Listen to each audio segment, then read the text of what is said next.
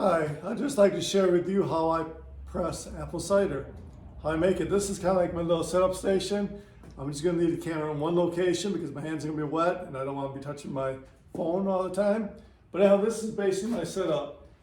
Here I have a bucket of apples with water in it, and this is what I used to wash. So you just kind of wash them around. So then they're washed. And this is where I cut them up into quarters. I just cut them up in quarters. And then I put them in this machine here, which grinds them up into a mush.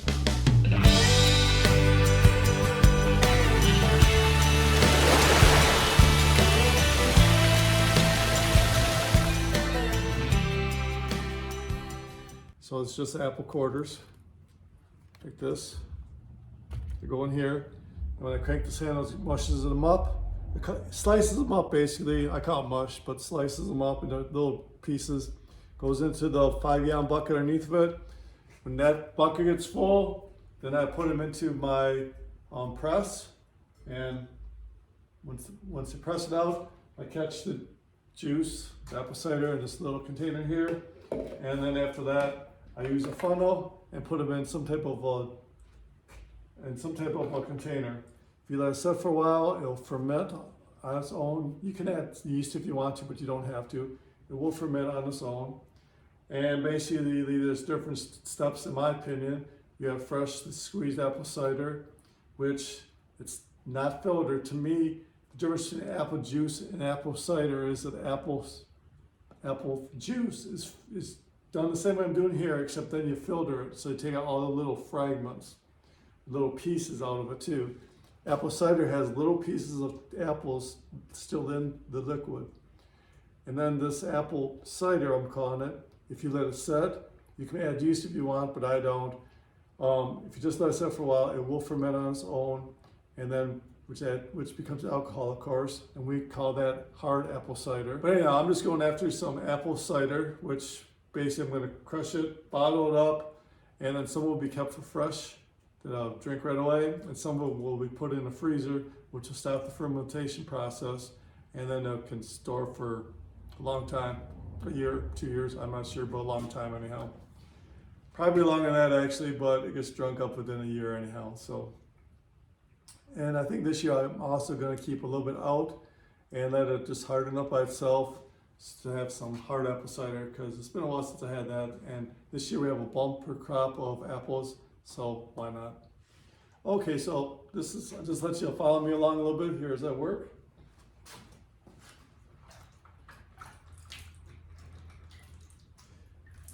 I just washed up a couple apples here. I'm going to quarter them. Hopefully you'll be able to see it okay. Just add them to the machine up here that's going to crush them in a moment.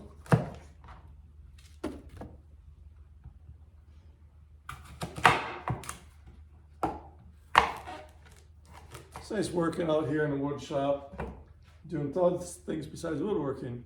It's a great place to do my apple cider. Times like this, I'm very thankful for having a good sealing coat of good finish on this wood top, because the water's beating up really nice. So I know that the finish on this table is still good because it's beating up really nice. It's kind of like when you wax a car, you know, and you have those nice beads on your wax job on your car. Well, right now my table is doing the same thing. It's beating up the water, which is fantastic. So I know it's not soaking into the wood, which is what I want. I don't want it soaking into the wood. I don't want water soaking into my table.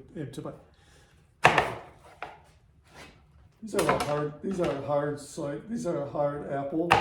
I'm not sure what variety it is, but they're really good for baking and cooking. They're not quite so good for eating because they are so dense. And you can eat them, they got a good flavor, but I usually use a knife because it's kind of hard just to eat them with your hand. So, okay, now I'm going to crush some of these up. And there's a 5-gallon pail underneath of it, which you can't see too well, but there is, and that's what they're going to go into. So.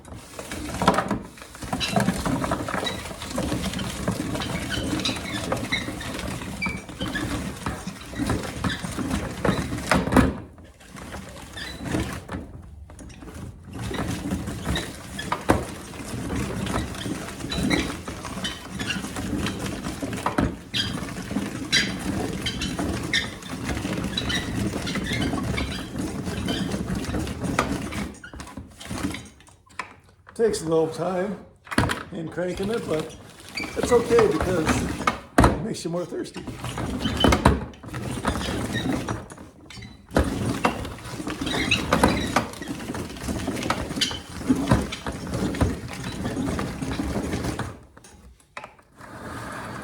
Should keep it in frame a little bit.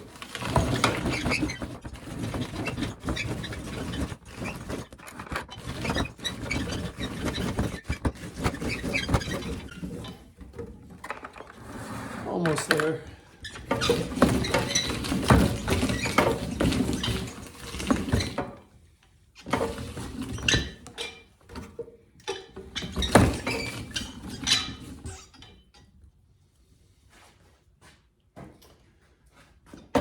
And now,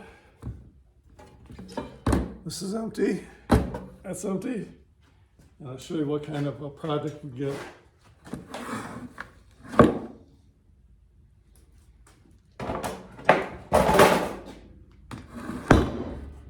Oops, low loud. And this is the meshed up apples right here.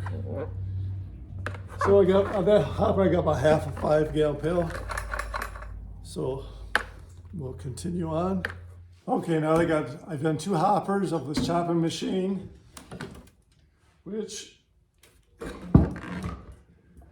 gives me approximately 5 gallons of these mushed up apples, apple chunks, whatever you want to call them. So now I'm going to put them into the press here and make some apple cider. Yeah. Okay, just take my mushed up apples here and put them in the press.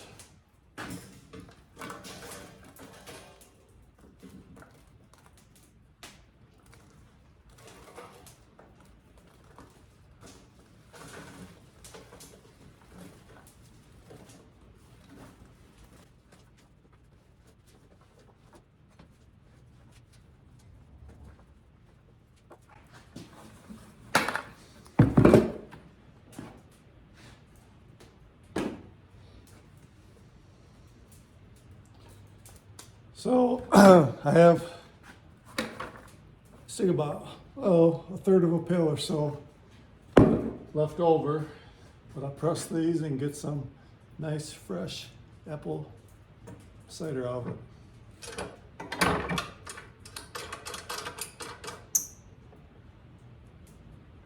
All right, now this is the fun part.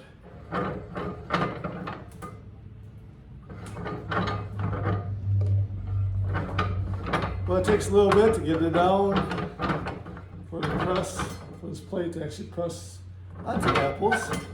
I wish this had like a quick, fast release type thing, like on some woodworking benches, vices.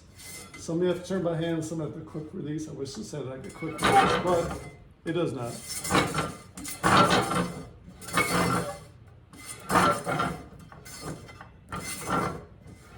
Okay, now this plate in the press has actually made contact with apples.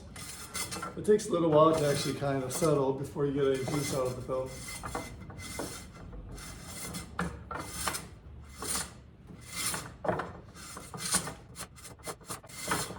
First time I did this, I thought I'm not going to get any liquid out of it.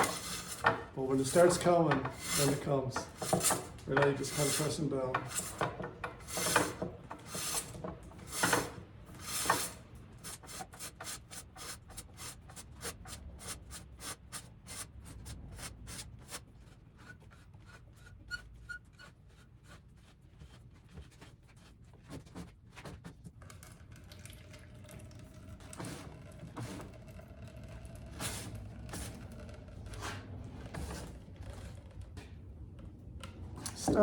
Starting to get some juice.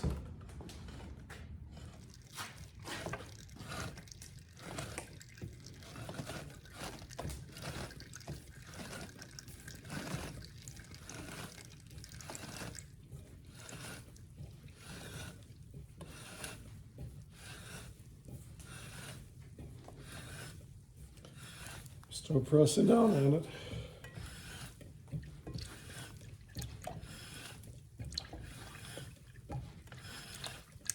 Here we go.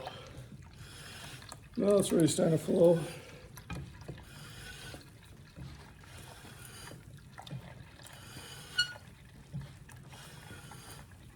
This one makes it all worth it.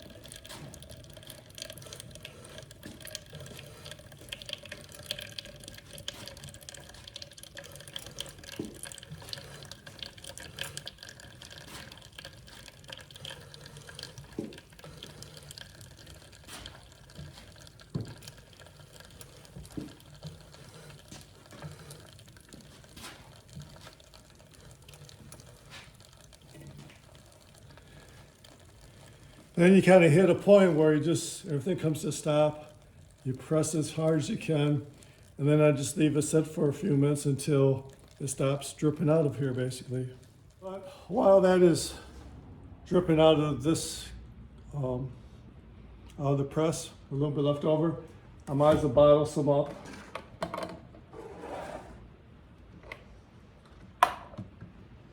So basically, I'm using a juice container here that's been really cleaned out well.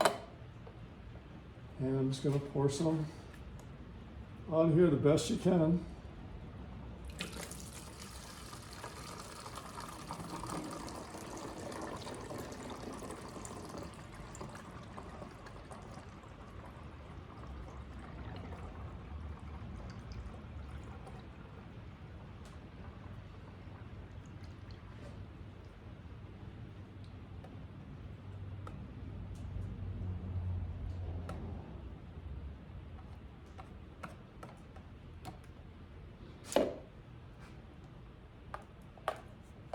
And there you go. This is the first, well, it's a little hard to say, I guess, but it's right about at the line right there.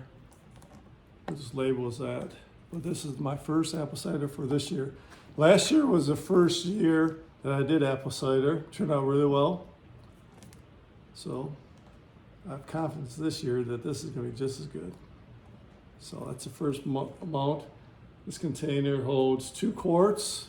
So we got a little bit more than half that, so out of like 2.5 gallons of this mush, so 2.5 gallons of this mush, I got about 1 quart. So does that work out right? I normally figure about 10 gallons of apples that are whole apples, and in 2 5-gallon pails, we get about 1 gallon of cider. So, but of course, it depends on apples. Different apples are going to yield differently, and maybe even different years. It's hard to say. So this is still dripping out a little bit, but almost done.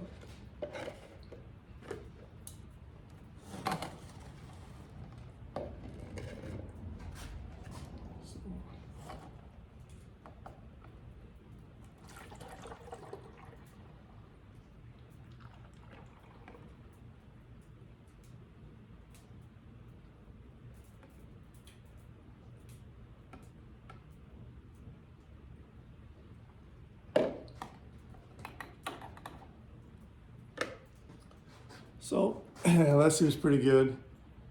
I'll probably just put just a little bit more in this. If I'm going to freeze this, you got to leave an air gap because it's going to expand as it freezes. So, but yeah, not too bad. Now just kind of rinse and repeat and keep doing this all afternoon until I use up my apples. Of course, one of the nicest things about pressing your own apple cider is that the day that you're pressing the cider, you can drink some right fresh out of the press. So let's get some in my cup so I can have a little bit of a treat here and a little bit of a refreshment. I'm getting a little thirsty after doing all this work.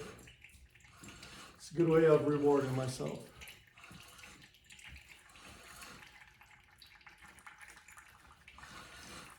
Nice cup of freshly squeezed apple cider. Yeah.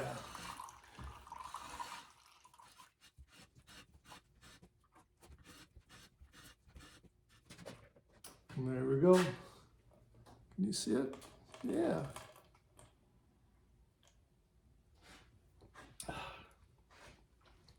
Good.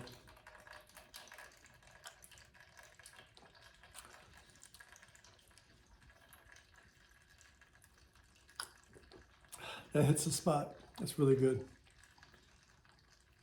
It's a nice way to reward myself for all the hard work. And you got to test it a little bit. Excuse me, hiccups. And you got to test a little bit anyhow just to make sure it's good, right? Yeah. All right, press some more. Get this batch all done. That'd be good for today.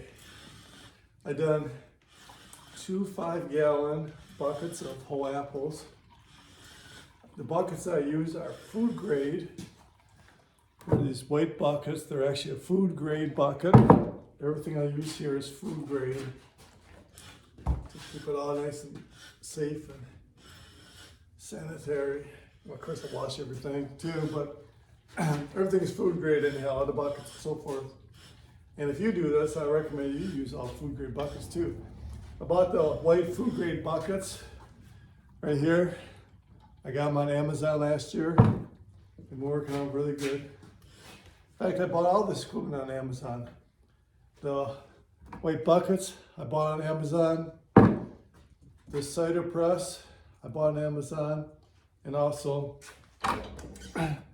this grinder machine I bought on Amazon as well. I'll put, if they still have them available, I'll put links in the description below just in case you'd like to do this too. It's pretty fun, especially if you got your own apples, you know. It's a great way of using up some of the apples that are a little bit below quality as far as eating. But sometimes I use really good apples too. It just depends what's available. I suppose if you can get a real good deal in an orchard, you know, like buy a bushel or 2 at a time, it'd be fun doing it also. All right. Let's kind of do this fast switcheroo. It starts getting, you know, 3/4 full or so. Do a quick switcheroo there. Just slide them one into the other. Works pretty good. I don't think I'm dribbling on the work surface actually. If it is, it's very minimal, very small. So at this point in the pressing process, it gets a little bit harder. As you can probably tell, it's a little more work, but still worth it because you still get quite a bit of juice off of this. I know. Sometimes I refer to it as apple cider, sometimes I refer to it as juice or apple juice. It's still good no matter what you call it.